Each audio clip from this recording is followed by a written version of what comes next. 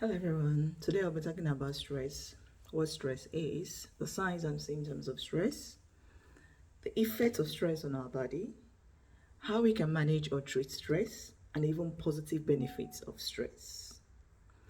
Simple, stress is how we react to pressure or perceived threat to our body.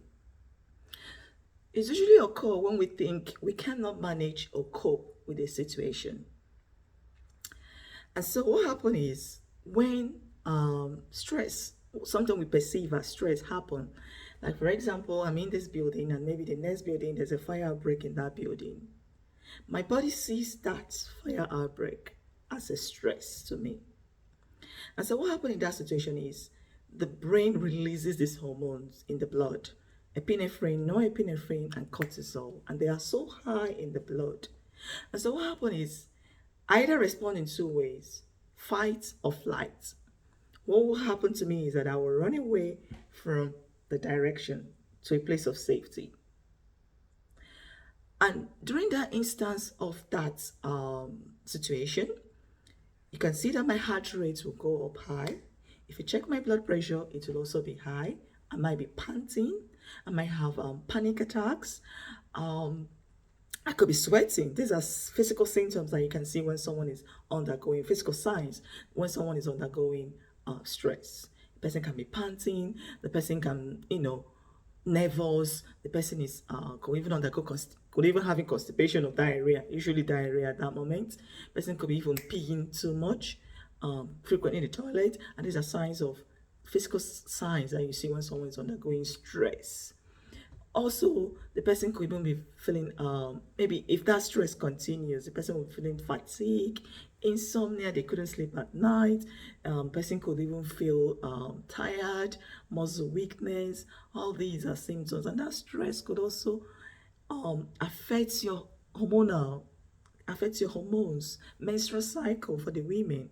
Even when that stress continues for a long time, when it becomes a chronic stress, it could also affect the men and they could have erectile dysfunction. And this is because that hormones, epinephrine or norepinephrine, what it causes is vasoconstriction. And for the men, for the men, for the penis or for the main organ, what we need is vessel dilation. We need more blood supply because when there's this vessel constriction, there's less blood supply. And so that's why we can say stress can cause erectile dysfunction. That is, the men, their cucumber, their manhood could not be able to stand for a long time. Could not be able to stand for a long time, like stand and fall. So these are causes of physical signs or physical symptoms you can see when someone is undergoing stress. The emotional symptoms or the emotional signs that you can see when someone is undergoing stress, you could see the person being angry, unable to concentrate, the person is easily irritated, snapping at each other, the person is biting the nails, the person is even pulling hairs, some people do eat too much in order just to, control or manage the stressor. People go to drink alcohol, drink or take recreational medications, take drugs as well. It sees them unable, worrying, constantly irritated, they cannot make decisions, they cannot concentrate. And people also tend to withdraw from each other. They might lock up themselves in the room. And so, stress, these are the physical symptoms and emotional symptoms as well, signs and symptoms that you can see. But stress can also cause mental health problem. It could cause anxiety, it could cause depression. When somebody is too stressed, they could start worrying themselves, and that too much worry can lead to anxiety. Why some people they just have to do what? Lock up themselves in. They don't want to think about anything, and like they become low in mood, and then they could have depression. And so these are the symptoms. And what are causes of stress? There are many factors that can cause stress. But what you should know is that what can cause stress to you might not cause stress to me. We are all different. What we perceive as a stressor is a is a factor causing stress. That's a stressor. So what you perceive as a stressor might not be what I perceive as a stressor. And what are the causes of stress? I said financial problems. It could be abject poverty, no food to eat. It could be loss of job. It could be marital issues like divorce, separation. It could also be traumatic issues like when there are natural disaster. Imagine flooding, covering the flooding with the house, or even a fire outbreak. There are other things. It could be illness. It could be other many things that could cause stress. It could just be simple things, literal things that could cause stress. It could also be even positive things that could cause stress. There are routine things that causes people stress, like taking an exam, like even giving birth. Yeah, these are positive things. Like, yeah, giving birth, starting even a job. Somebody start worrying, how am I gonna, how people, you know, meeting friends, many things cause people to be stressed in life. So these are things that can cause us stress. And we talk about the effect of those things on our body. When someone is too stressed, it has physical, it has mental effects on us as well. And we talk about two types of stress. We have acute and chronic. For acute stress, it can just be within a few minutes to hours or to weeks, and it's maximum weeks. In a few minutes, it could just be, maybe, for example, I have a presentation that I want to, or as a public speaking that I have to, to present, and then I have stage fright. Within that few minutes to the presentation, you see me feeling so nervous, sweaty, palpitations and stuff like that. Um, but immediately that presentation passes, you see that person calm, relax. That stress has passed. That thing the person perceived as a stressor has passed. That's acute stress. For chronic stress, this person is constantly, every day, undergoing stress. It could be people that are in dysfunctional family. It could be people that are abused. Every day they are suffering abuse one way or the other. And so they are undergoing this continuously every day. And that chronic stress is very detrimental. That's what it can cause. It can cause panic attack. It can cause high blood pressure. It can cause even coronary heart issues to the person. So we need to manage our stress. Since we know that stress can have negative effects on our body, we need to manage stress. So what are ways that we can manage stress, or we can treat or cope with stress? One way is identify the trigger. Have you wondered, okay, what is this that is causing me stress? I'm not relaxed. I could ask myself this question. I'm not relaxed. What is it that is causing me stress? When you identify your trigger, you know how you can solve it. I give an example of if I have a presentation or like a public speaking to engage in, and then I feel like I'm nervous and anxious and worried, blah, blah, blah, blah. I've noted my trigger. My trigger is like this presentation I will have is the trigger, is thing causing me stress. How do I, prevent that or manage that stress? That involves me having adequate preparation. Present what I'm prepare about what I'm about to talk or present, and be able to present that. And if in fact after that presentation I'll feel like, oh, I'm okay. I'm no longer having that stress, as I said before. So I need to organize my time. Prepare ahead of time how to present it.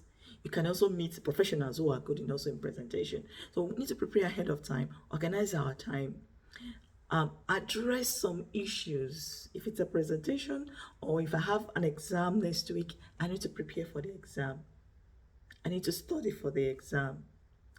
And also accept what cannot be changed. There are instances people have, or maybe a terminal illness. They've been diagnosed with terminal illness. They're so worried, they're anxious, but one thing is, our being too anxious might not solve the problem. Will not solve the problem. So accept that what cannot be changed. and you see yourself feeling less anxious, feeling less stressed mentally, physically, because you've accepted that this cannot be changed.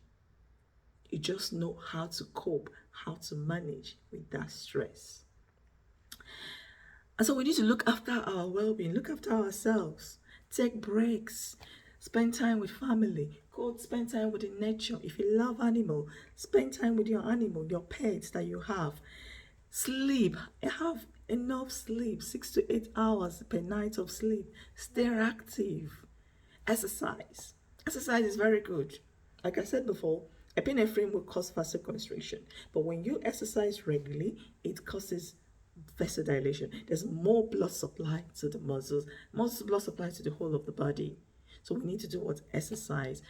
Support network, peer groups, friends, family, that are very, very important to us. All right, I've talked about negative effects of stress, what it can cause to us. But do you know there are positive effects of stress? Yes, there are.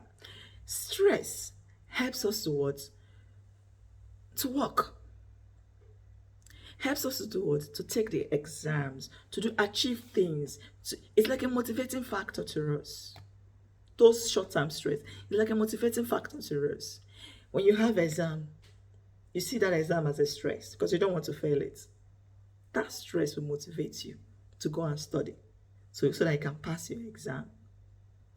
That stress will also engage. If you see something challenging, like maybe you think, I cannot achieve this, I cannot do this, I cannot pass all my driving tests, I could not do this. That stress will help you, to find problem-solving skills, to acquire problem-solving skills. How do I do this? It make you to go to research. Stress also do what? Make you to grow, personal growth and development. It helps you to fight, to become the better of them, to better your life, to become the best you can be in your profession, in your academics, in every area of your life. Stress will help you to improve on yourself, to work on yourself. These are positive benefits of stress. So there are other complementary ways. As I talk about positive benefits of stress, there's a quote I need to talk about. I just want to say one quote I studied about positive effects of stress. Okay. Oh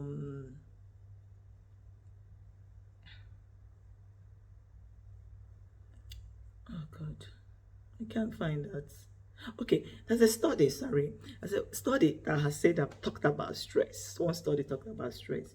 It said that those shorter moments of stress that you overcome quickly can help generate new brain cells that improve mental performance and memory. Those shorter moments of stress that you overcome quickly, maybe like I said about presentation or whatever, I'm going to present something or to show, practicalize something to people or group of, students or whatever. I might see it as a stress, and it might make me to become nervous or, palpitating and stuff like that.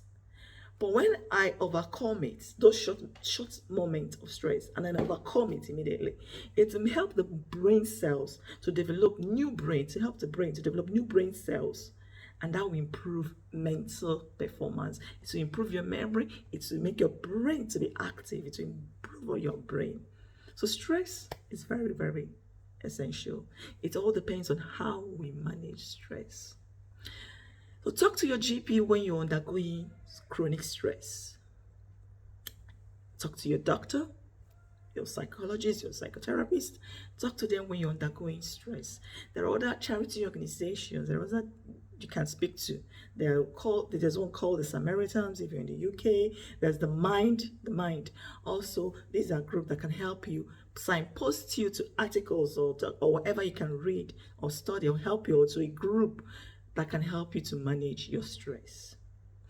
There are other complementary ways you can also manage your stress. Remember, I've listed some, but you can also engage in yoga. Yoga exercises are very good to manage stress.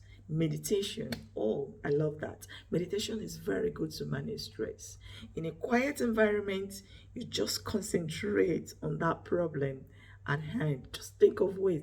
It helps you to manage your stress. Other way is breathing exercise. It calms you. Have you tried doing these deep breathing exercises? Like,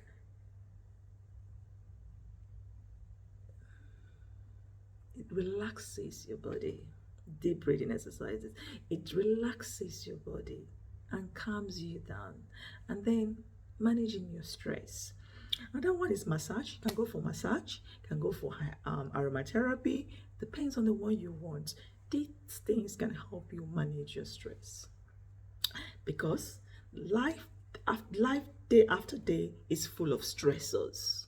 So we need to manage stress in order to prevent acute or chronic illness.